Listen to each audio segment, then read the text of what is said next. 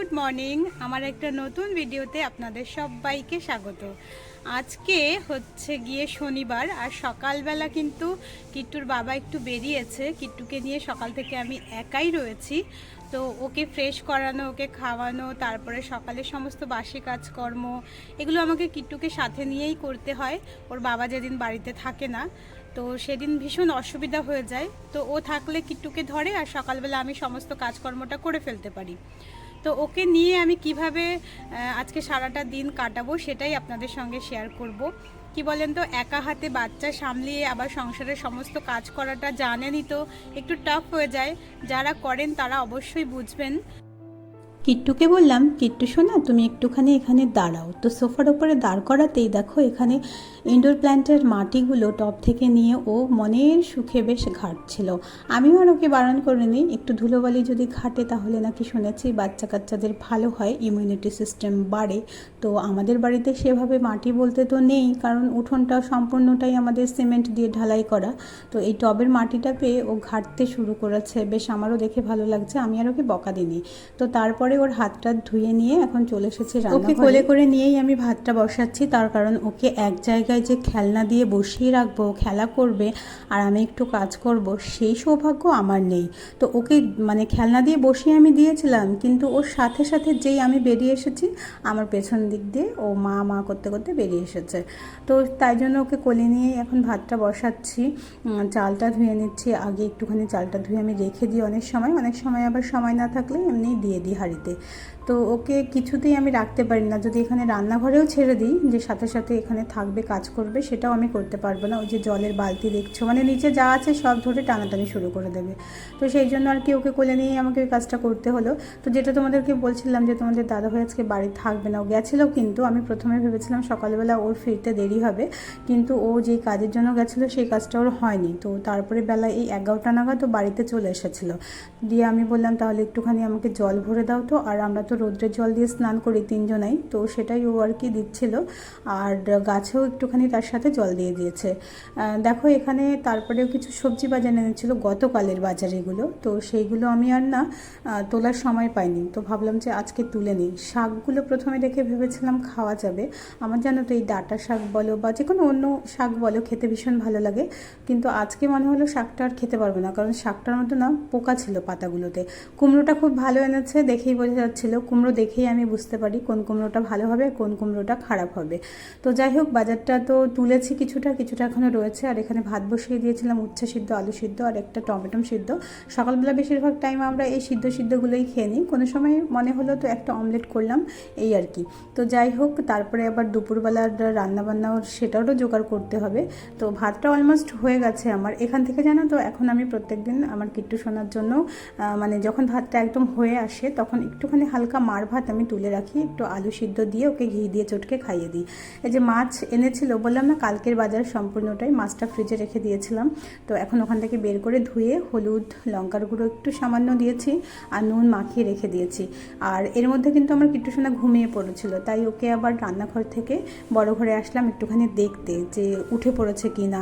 আমাদের বাড়িতে তো মেশিন চলে, তো সব সময় প্রচণ্ড আওয়াজ হয়। তো ও যদি এই ঘরে কান্না করতে থাকে, আমি না রান্নাঘর থেকে শুনতে পাই না। এক তো রান্নাঘরে ওই অ্যাডজাস্ট ফ্যানটা চলে, সেটার প্রচণ্ড আওয়াজ, আর দেন আমাদের বাড়িতেও আওয়াজ মেশিনের। তো এইসব মিলিয়ে আমি একদমই শুনতে পাই না। তাই আমি রান্নাঘরে রান্না করলেও আমার মনটা কিন্তু সবসময় পড়ে থাকে ওর ওই ঘরটাতে, মানে ও কান্না করছে নাকি একটা আতঙ্ক থাকে মনের মধ্যে, জানো তো।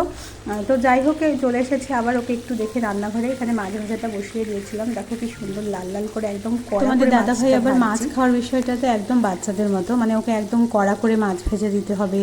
তারপরে যদি মানে মাছে কাঁটা থাকে সেই মাছও খেতে চায় না, মানে যে কোনো মাছে যদি বেশি কাঁটা থাকে।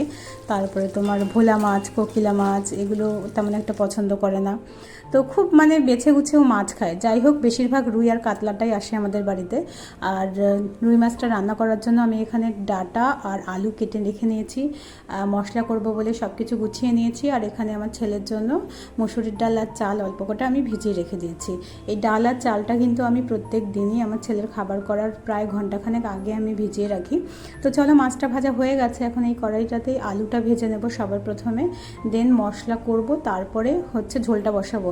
আমার এখন একটা টেনশন হচ্ছে, সেটা হচ্ছে ছেলে তো ঘুমোচ্ছে ওখানে, আমি যদি এখন মিক্সিটা এই ঘরে চালাই তাহলে না ছেলে উঠে পড়বে, তাই ভাবছি কি করি ওয়েট করছিলাম যে ছেলে উঠে যদি পড়ে তাহলে এ ঘরে করে নেব, আর যদি না ওঠে তাহলে আমাকে মেশিন ঘরে গিয়ে করতে হবে মশলাটা, সেই আর কি। তো এখানে আলুটা একটু আমি এইভাবেই হালকা ভেজে নিই তেলে, আর আজকে ডাটাটাকে একটুখানি তেলেই ভেজে নেব। কেন বলো তো, ডাটাটা অন্যদিন আমি সিদ্ধ করে নিই, হালকা জল ফেলে দিই সিদ্ধ করে, তো সেটা আজকে আর করে নিই, তেলেই ভেজে নিয়েছি। এই দেখো, আমি ওই ঘরে গেছিলাম মশলা করতে, কি করব, মানে মনে হচ্ছে আমাদের ঘরে কারেন্ট নেই, অন্য বাড়ি থেকে আমি মশলা করে নিয়ে এসেছি। মানে বাচ্চা কাচ্চা ঘুমোলে যেন ঘুমে ডিস্টার্ব না হয় সেই জন্য যে কত কিছু করতে হয়, চোরের মতো ঘরে ঢুকতে হয় আস্তে আস্তে দরজা খুলে, তারপরে কোনো বেশি যেন বড় কিছু আওয়াজ না হয়, এই সব দিকগুলো আমাকে দেখতে হয়। কিন্তু এমন টাইমেও ঘুমোই, সকালবেলার টাইমটা একটু কাজকর্ম তো থাকেই, তারপরে তোমার রান্নাবান্না থাকে। তো মশলা আমি বেশিরভাগ সময় মিক্সিতেই করি। শিলনোড়া আমি একটা কিনে রেখেছি নতুন, কিন্তু এখনও শিলনোড়াটা না, মানে মশলা যে করব সেরকমভাবে তৈরি করে নিতে পারিনি। তো যেমন কিনে এনেছি তেমনই রয়েছে, প্রায় 6 মাসেরও বেশি হয়ে গেছে আমি শিলবাটাটা কিনে এনে রেখে দিয়েছি, কিন্তু ওই আজকে করবো কালকে করবো ওটাকে ঠিক সেই করে আর করাই হচ্ছে না, আর প্রয়োজনও পড়ে না অতটা, যেহেতু মিক্সার আছে মিক্সিতেই করে নিই সেই জন্য। তো রান্না করতে করতে দেখো এখানে হলুদটাও শেষ হয়ে গেছিলো, এনে রেখেছিলো, সব কিছুই আমাদের এক্সট্রা সব আনা থাকে, তো সেখান থেকে আমি একটা প্যাকেট বার করে এখানে হলুদটাও ঢেলে নিলাম। জানো তো, তোমাদের সঙ্গে একটা কথা শেয়ার করি, আমার মা বাবার বাড়িতে যখন আমি থাকতাম, তো আমার মা বাবা, মানে আমি যখন ছোট ছিলাম, ধরো এই 10 কিংবা 15 বছর বয়স, তখন পর্যন্ত আমার মা বাবা মাছ মাংস ডিম এগুলো খেত, কিন্তু তার পরবর্তীকালে না কি হলো, মা বাবা হঠাৎ করে নিরামিষ খাওয়া শুরু করলো। এতে করে কি হলো, আমার আর আমার বোনের না ভীষণ প্রবলেম হয়ে গেল, যে আমি তখন তেমন একটা ভালো রান্নাও করতে পারতাম না, এবার আমার বোন তো আমার থেকে আরও ছোট, ও তো কিছুই করতে পারতো না, এবার মাছ বা মাংস আনলে না বাড়িতে মানে ভীষণ অসুবিধা হতো রান্না করতে, ওই কোনো রকম যেমন পারতাম তেমন করে খেতাম, ভালো টেস্টও হতো না কিছু না। তো এই হচ্ছে মানে আমার বাপের বাড়ির মাছ খাওয়ার গল্প। এখনও পর্যন্ত যখনই আমি বা আমার বোন আমরা ও বাড়িতে যাই, তখন আমাদের সমস্ত কিছু আলাদা আছে ও বাড়িতে, গ্যাস, তারপরে বাসন, A to Z সব কিছু আলাদা। তো মা তো রান্নাঘরে মাছ বা মাংস কিচ্ছুই ঢোকাতে দেয় না, ইভেন বাড়িতেও ঢোকাতে দেয় না, বাড়ির বাইরে একটা ফাঁকা জায়গা আছে, ওখানে আমরা রান্না করি। তো যাই হোক, এই হচ্ছে আমার বাপের বাড়ির মাছ খাওয়ার গল্প। নিরামিষ এত অল্প বয়সে আমার মা বাবা খাওয়া শুরু করেছে না, যার জন্য আমাদের ভীষণ অসুবিধা হয়। আমাদের বাড়িতে আসলেও হঠাৎ করে যদি বাবা আসে কোনো সময় দুপুরবেলা, বা মা আসে, একটু যদি ভালো মন্দ রান্না করি, মাছ বা মাংস, যদি মানে বলতে পারি না যে মা বাবা তুমি আজকে একটুখানি থাকো, খাওয়া দাওয়া করে তারপরে যাবে, এরকমটা অবস্থায় তখন ভীষণ আফসোস লাগে যে এত তাড়াতাড়ি। আর আমাদের বাড়িতে তো সবসময় পেঁয়াজ রসুন মাছ মাংস বলো ডিম বলো কিছু না কিছু হতেই থাকে, তো সেইভাবে একদম পরিষ্কার করে যে রান্না করব সেটা আর হয়ে ওঠে না। তো দেখো, তোমাদেরকে ফাইনালি দেখাচ্ছি আমি আজকে কি রান্না করেছি। এখানে রয়েছে শাক, আর এটার হচ্ছে রাতের তরকারি, আলু আর ডাঁটা দিয়ে পাতলা করে ঝোল করেছিলাম। ও শাকটা বলেছিলাম করব না, কিন্তু কিছুটা পাতা ভালো বেরিয়েছিল, তো সেটা নিয়েই আমি শাকটা করে নিয়েছি। আর এখানে রয়েছে এই যে আমাদের এটা দুপুরের তরকারি, বাটিতে নিয়ে নিয়েছি ভেন্ডি ভাজা আর মাছের ঝোলটা রয়েছে, আর ওই আগে যে দেখলে কাচের বাটিতে ওটা হচ্ছে রাতের তরকারি। আর করেছিলাম একটু আমের টক, একটুখানি টমেটো আর আলু রয়ে গেছে, এটা ভাবছি রাত্রেবেলা ছেলের খাবার করব তখন দিয়ে দেবো। তো সমস্তটা কাজকর্ম সেরে খাওয়া দাওয়া করে এখন একটুখানি বাইরে বেরিয়েছি। তো দেখছি যে আমাদের গাছে কেমন আম ধরেছে, দেখো অনেক ভালো আম ধরেছে এবছর। এই ভিডিওটা শ্যুটটা না অনেক দিন আগের, 15-20 দিন আগের, তখন আমগুলো অনেক ছোট ছিল, সেই জন্য এখন ছোট ছোট দেখাচ্ছে, বাট এখন কিন্তু আমগুলো অনেকটাই বড় হয়ে গেছে। আর এই আম গাছের পাশে রয়েছে একটা লেবু গাছ, লেবু গাছেও কিন্তু অনেক লেবু ধরেছে এবছর। লেবুগুলো ঠিক বুঝতে পারি না গন্ধরাজ লেবু না পাতি লেবু, সাইজটা কিন্তু গন্ধরাজ লেবুর মতোই, বেশ বড় বড় হয় যখন একদম বড় হয়ে যায়, কিন্তু গন্ধরাজ লেবুর মতো অতটা। তো যাই হোক, এই ছিল আজকের ব্লগ আমার। কেমন লাগলো তোমাদের ব্লগটা একটু কমেন্টস করে জানিও তো, তাহলে না বেশ ভালো লাগে, আরও নতুন নতুন ভিডিও বানানোর জন্য উৎসাহ পাই। আর আজকে আকাশটা দেখো কি দারুণ লাগছে, মানে এক সাইডটা পুরো নীল হয়ে রয়েছে, এক সাইডটা সাদা হয়ে রয়েছে, একদম নদীর জলের মতো, সেই দুটো কালার কোনো সময় মিক্স হয় না, সেই টাইপের হয়ে রয়েছে আকাশটা, বেশ ভালো লাগছিল। চলো তাহলে আজকের ব্লগটা এই পর্যন্তই, তোমাদের সঙ্গে দেখা হবে আমার আবার একটা নতুন ব্লগে। সবাই খুব ভালো থেকো, সুস্থ থেকো, সাবধানে থেকো।